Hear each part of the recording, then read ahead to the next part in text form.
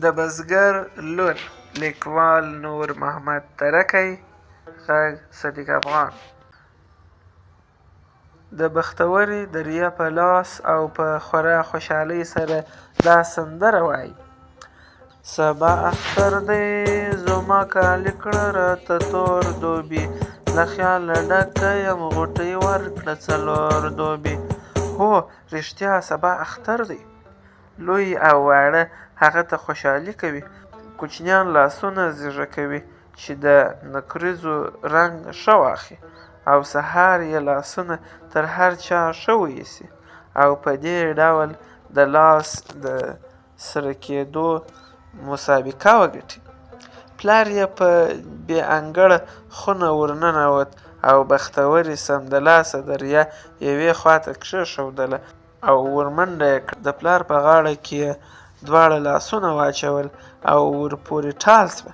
په ډېره مینه یې ورته وویل: بابا جانه، اوس مې د خان لور ولیده چې په اوربل باندې 3 لړه سپینې روپۍ کتار کړې وې، او هم یې وویل چې پلار ښه امیل او یو سور پېزوان ورته بخښلی دی چې د اختر په سهار ځان پرې ښایسته کړي. نو دا ته ولې ماته څه شی نه راوړې؟ متل وایي چې غاړکۍ به در جوړوم، خو نه دې کړه را جوړه. هغه بله ورځ دې ویل چې نن باید په تنکۍ رشقه ګزاره وکړم او ونه ژاړم، نو بیا به راته اوړه راوړې او غلمینه ډوډۍ به راکوې، خو نن دې بیا څادر تش راوړ. داسې برېښي چې هېڅ شی دې نه دی موندلی. راته ووایه بابا جانه، خان ولې خپله لور او زامن داسې ښه ساتي او د اوربل لپاره یې ورته تکې سپینې روپۍ چې له ورایه روڼې ځلیږي راوړي، خو ته یې ماته نه راوړې؟ زه در باندې ګرانه نه یم که څرنګه؟ د پلار یې په سترګو کې اوښکې وګرځېدې او د دې له معصومانه پوښتنو او له دې قبله چې وروسته له دومره سرګردانیو څخه یې بیا هم یو کټوری اوړه او یو څه نکریزې نه دي موندلي، ټول ځان یې پر جوش راغلی او نږدې و چې لویه کریغه یې تر خوله ووځي. بزګر په خورا تکلیف چې تا به ویل په ستوني کې یې لویه دانه ختلې ده ورته وویل: زویکه، هغه یې لرې چې ورته راوړې؟ زه خوار یم له کمه یې کم. نو ته یې ولې نه لرې چې هغه یې لرې؟ هغه ته خو خدای ورکړي دي زویه. نو خدای یې موږ ته هم ولې نه راکوي؟ هله ژر شه راته ووایه ولې خدای موږ ته هم نه راکوي؟ درځه چې ورسو او ورته ووایو چې موږ ته یې هم راکړي. په دې وخت کې ناڅاپه د صاحب ناظر راغی.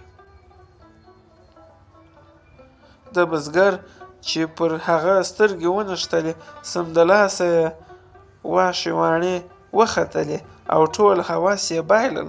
خوار پر خپل ځای میخ پاته سو او صرف دومره یې وویل: کاشکې خو خوار غریب خلک پر دنیا مه وای پیدا.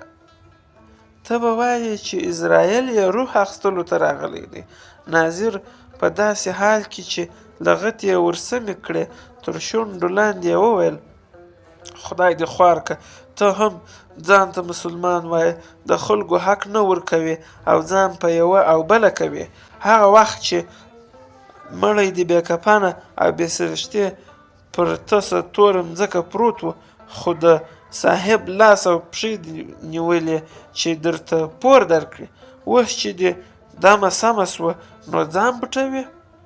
که دې د دې لور د چغو او بغارو لحاظ نه وای او ځان یې نه وای در باندې غوړولی، نو زه به در سره جوړ سوی وم. ده په ډېر عجز او احترام ورته وویل: ناظر صاحب، مړی خو مې نه دی کړی چې دومره را سره شدت کوي. نن او سبا مې پرېږده چې دا اختر لږ څه په کراره تیر کړم او د دې نجلۍ چې سږ کال یې مور مړه سوې او خورا غمجنه ده فکر غلط کړم. وروسته تر هغه چې مې هر چیرته بیا یې در سره ځم او په هره ډوله کې چې مې اچوي خوشحاله یم، ځکه چې اوږې خو به مې له دې دومره غمونو او فشارونو څخه لږ سپکې سي. ناظر په غصب ورته وویل: خدای وهلې تر مړي کولو بدتر کارونه کوي. سږ کال خو دې د بزګري غنم تر څو چې موږ در خبریږو نورو خلکو ته په پور کې ورکړل، او صاحب چې څو ځلې درته ډېره کښته بیه په سلمه روپۍ درکړې دي هغه دې هېر کړ. های بې انصافه، اوس نورې خبرې مه کوه، درځه در ولاړ شه، په خپله د صاحب حضور ته دې بیایم. هغه یو شریف او زړه سواندی سړی دی، ګوندې په یو ښه او اسانه ډول در سره فیصله وکړي او اوږې دې د ده د پور لپاره سپکې سي. درځه در ولاړ شه چې بیا ناوخته کېږي. بزګر چې هر څومره کوشش وکړ فایده یې ونه شیندله او په پای کې یې لور د یوې خپل کره وروستله او په خپله له ناظر سره ولاړ. بزګر یې د انګړ په وره کې کښېناوه او په خپله ناظر ورغی او صاحب ته یې د بزګر د نادارۍ او د هغه د وروستلو کیفیت وویل. صاحب وویل ته یې په خونه کې ښه وګرځېدلې، ځکه چې دا خلک اوس د پور او پورولو دومره خیال نه ساتي. غنم په ځمکه کې ښخوي او که کم کالي یا کمپاله لري هغه هم خوندي کوي. ناظر ورته وویل غیر له یوه زاړه تلتکه، یوې خاورینې کاسې، یوه چرګه او له یو څو بروزو چې د نیالۍ پر ځای یې استعمالوي او پرېوځي، بل شی یې په کور کې نه و، مګر هو یو خورا ښه شی یې درلود چې که درته ووایم ته صاحب به ډېر پرې خوشحاله سي. هغه د ده یوه لور ده چې که څه هم وړه کمندره 12 کلنه یا 13 کلنه ده، خو خورا ښکلې ده. مور یې هم دا یو کال د مخه مړه سوې ده. که دې په یاد وي د هغې د کفن او نور لګښتونو لپاره بزګر ستاسې نه په سلم رخت او روپۍ اخیستې وې. صاحب ناظر ته وویل ورشه ملا صاحب راوله او بیا به نو بزګر دې خونې ته راولي. بیا یې ملا صاحب ته وویل ته خو خبر یې چې زما 4مه معاینه په دې وختو کې مړه سوه او اوس صرف 3 معاینې لرم. دلته یو بزګر دی چې یوه لور لري او زما پور هم خورا پر ډېر سوی دی چې هغه یې نسي راکولای. نو که دې په دې مسئله کې مرسته راسره وکړای سوه ښه به وي.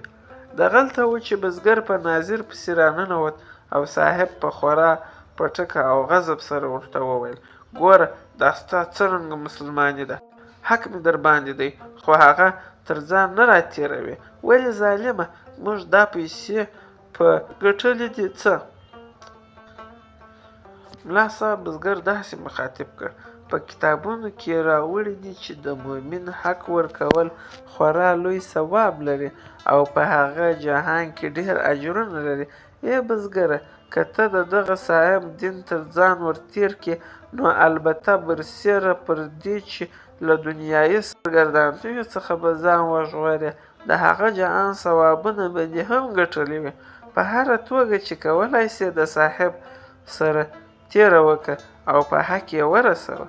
بزګر سر او خوله ورته کږه وږه کړه او ویې ویل صاحبه والله که هېڅ شی راپورې پاته سوی وي سږ کال خو به لا څوک بزګري هم نه راکړي، ځکه چې یو زوړ غویی چې مې درلود او په هغه مې بزګري موندله هغه هم څو ورځې د مخه ستا ناظر په پور کې راڅخه بوت.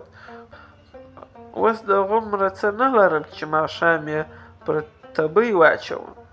صاحب ورته وویل په دې مکرونو هیلو او چل ول باندې زه نه پوهېږم. پور مې راوړه، اوس یې راوړه، پر دغه ځای یې راسره فیصله کړه.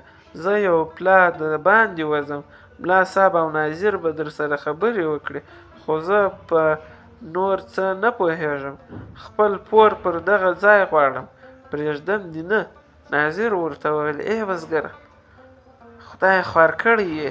د صاحب په پښو کې به ور ولوېدلې او په ژړغونکي غږ به دې ورته وویل چې د خدای لپاره زه هېڅ پیسې او جایداد نه لرم، صرف یو سر لرم او یوه لور چې دواړه به تر تا جار کړم.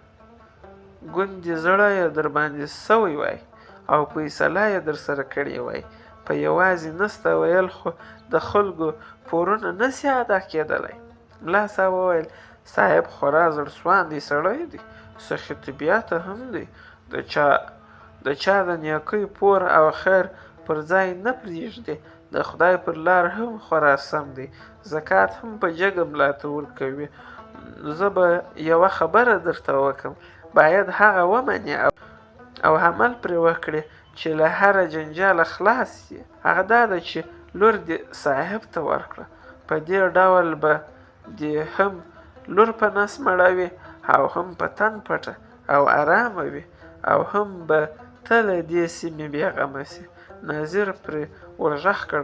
زه او ملا صاحب به دواړه کوشش وکړو چې صاحب په دې فیصله او سوله رضا کړو. په دې وخت کې صاحب میرزا راننوت او د بزګر د حساب صورت یې ور واچاوه چې ټولې 3500 افغانۍ سوي دي. بزګر وویل د خدای لپاره وړه لور 15 کلن سړي ته څرنګه ورکړم؟ یا دا کار نسم کولی، خپله یوازینۍ لور په اور کې نسم اچولی، مړ مې کړئ، پوست مې وکاږئ، خو دا کار نه کوم او خپله یتیمه او ماشومه لور د بدبختۍ په کنده کې نسم اچولی. بله دا چې ما خو ټولې 12,500 افغانۍ وړې دي، اوس 3,500 ولې سوې؟ ناظر وویل د 14 میاشتو ګټه نه شمېرې؟ والله که هېڅوک په دې نازله ګټه روپۍ چاته ورکړي. بیا ناظر ملا ته وویل دا خدای خوار کړی خو په خپله ګټه او نقص هم نه پوهېږي، موږ یې سمې لارې ته راکاږو، خو دی چپې ته ځغلي. د لور د ورکولو خط وکاږه او ګوته یې پرې ولګوه، خلاص. سمدلاسه قلم او کاغذ اماده سول او ویې لیکل اقرار او اعتراف صحیح او شرعی به صحت عقل او تندرستی میکنم که وروسته له څو نصیحتو، تهدیدو او تشویقو یې د ده بټه ګوته ولګوله او په دې ترتیب له نکلو ډک دسمال ملا صاحب واخیست او په خپله مخه ولاړ. صاحب ناظر ته وویل دا نجلۍ په ډمامو مه راولئ، ځکه چې اول خو د خوار بزګر لور ده او دا زموږ حیثیت ته زیان رسوي، دوهمه دا چې ویره ده چې دا کار به پر نورو بزګرانو بده اغېزه وکړي. سبا د اختر ورځ ده، ورسه او یوه سپین سرې ښځه هم در سره بوځه او نجلۍ ترېنه راوړه. د هغه کلي خان ته هم ووایه چې کم وخت راسي.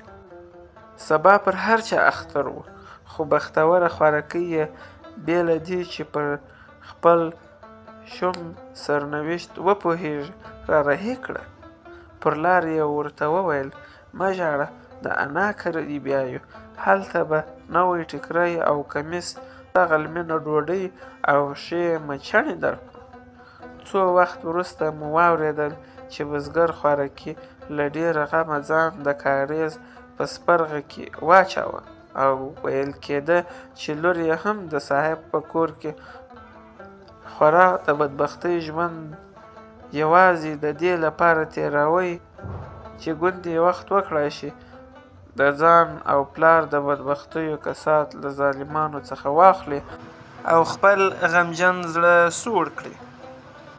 1346 شمسي کال د لو 1958 هجري کال فروری